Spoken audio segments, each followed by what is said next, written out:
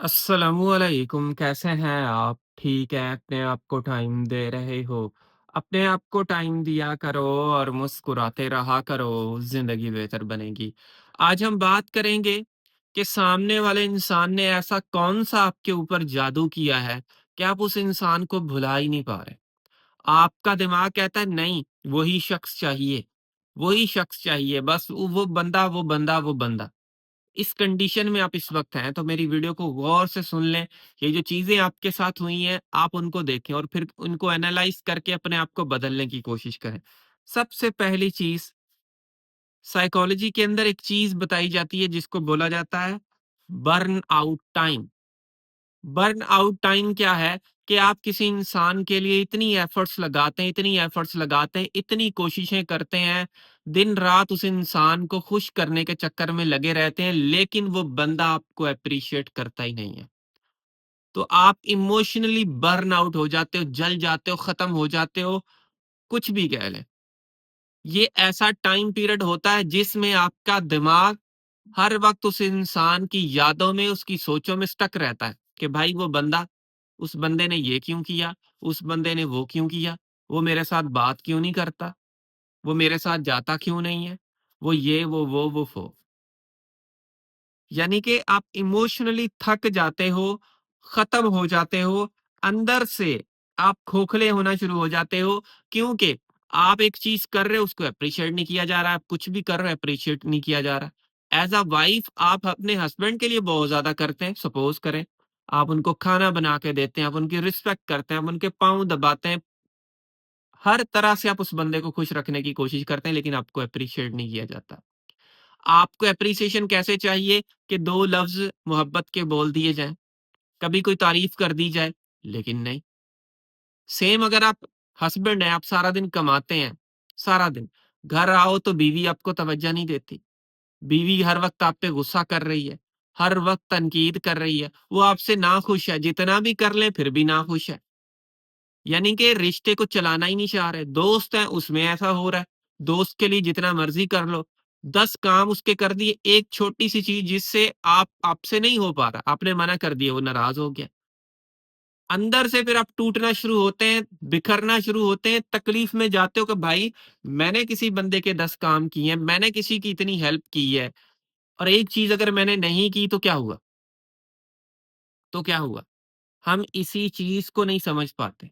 इसी चीज़ की वजह से हमें स्ट्रेस ज़्यादा होता है, हमारी तकलीफ़ जो है ना, वो बढ़ती रहती है, सुकून हमारा बर्बाद होता रहता है और हमें लगता है हमारे ऊपर किसी ने जादू कर दिया।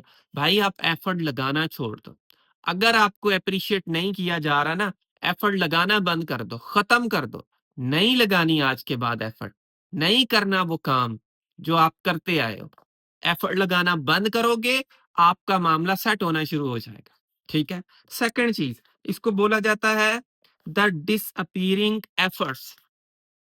द डिसअपीयरिंग एफर्ट्स क्या है कि पहले जैसी कोशिश अब नहीं रही, कि अगला बंदा पहले जैसी कोशिश नहीं करता आपके लिए, पहले जैसी एफर्ट्स नहीं लगाता और किसी भी रिश्ते को ख़त्म करने के लिए बेहतरीन चीज़ क्या है, उसके लिए एफर्ट लगाना बंद कर दो। ये डार्क साइकोलॉजी के अंदर भी आता है कि जब कोई हमारे लिए एफर्ट लगाना बंद करता है, तो हम कुछ टाइम उसको चेज़ करते हैं। जब हम हमारा वो बर्न आउट टाइम आ जाता है कि हमने एफर्ट लगा-लगा के अपना सत्यानाश कर दिया है, फिर हम क्या करते हैं? फिर हम एफर्ट लगाना बंद कर देते हैं। समझ रहे हो? तो इसलिए चीज़ों को समझें, कल को आपके लिए मसले ना हों, कल को आपके लिए प्रॉब्लम्स ना बने। आप आज ही चीज़ों को समझेंगे, आपके लिए मसले नहीं बनेंगे। अगर कोई इस टाइप की हरकत आपके साथ कर रहा है ना, उसको वहीं पे स्टॉप कर दें। यानी कि अपने आप को स्टॉप कर दो, उसको तो नहीं कर सकते। आप अपने आप को स्टॉप करो कि भाई मैं ये नहीं करूँगा, मैं ये स्टेप नहीं लूँगा। अगर मैंने ये स्टेप लिया तो मैं मेरा खुद का नुकसान है। वो आपने खुद अच्छे तरीके से देखना है। अच्छा, फिर एक और चीज़ आती है, इसको बोला जाता है हाफ क्लोज़र। इंसान के ब्रेन को ना एक क्लोज़र चाहिए होता है किसी भी रिश्ते से निकलने के लिए, मूव ऑन करने के लिए। जिसमें मैंने पहले भी आपको किसी वीडियो के अंदर बताया कि बानो कुद्सिया फरमाती हैं कि जब किसी इंसान की बेवफ़ाई का यकीन हो जाए, तो इंसान अंदर से जुड़ना शुरू हो जाता है कि आपको पता लग गया ये बेवफ़ा था, बस इसने कर दिया। उसकी रियलिटी की कन्फर्मेशन हो गई। जब आपके ब्रेन को कन्फर्मेशन नहीं होती, तो तब आपका ब्रेन उस इंसान के लिए ज़्यादा तड़पता है। इस वक़्त आपको हाफ क्लोज़र मिला हुआ है। आपको ये लगता है रिश्ता ख़त्म हो गया है, लेकिन कुछ ऐसी साइंस नज़र आती है कि रिश्ता नहीं ख़त्म हुआ। अब आपका ब्रेन यहीं पे स्टक है। आपका ब्रेन रुक गया।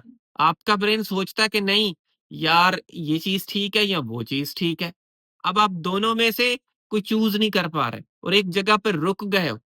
जिसकी वजह से आपको लगता है कि आपके ऊपर जैसे किसी ने जादू कर दिया हो और आप अपने दिमाग से उस बंदे को निकाल ही नहीं पा रहे।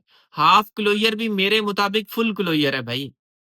किसी भी रिश्ते में हाफ इन्वॉल्व नहीं होना। यानी कि जहाँ पे आपके लिए हाफ एफर्ट की जाती हैं या कभी-कभी थोड़ी-सी ऐसे हल्की-सी हिंट दे दी और आप उस हिंट को लेकर कहो कि ये रिश्ता मेरे लिए ठीक है, तो मैं कतई नहीं बोलूँगा रिश्ता ठीक है। कोई भी रिश्ता जो आपको नफ्सियाती मरीज़ बना रहा है, वो आपके लिए ठीक ही नहीं है। चाहे वो कोई भी, चाहे वो दोस्त है।